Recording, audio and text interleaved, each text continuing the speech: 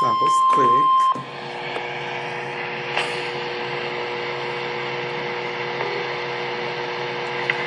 This is a test of the NOAA weather radio warning device during potentially dangerous weather situations.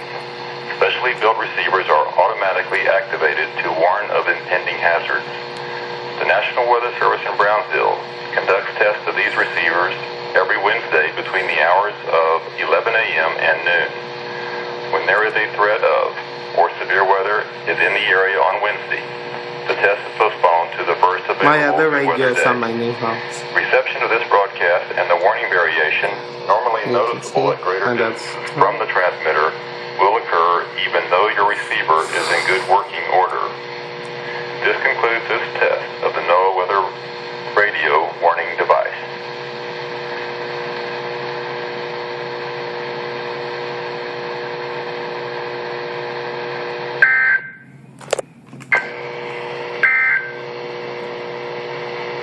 The current time is 11:04 a.m. Central Daylight Time.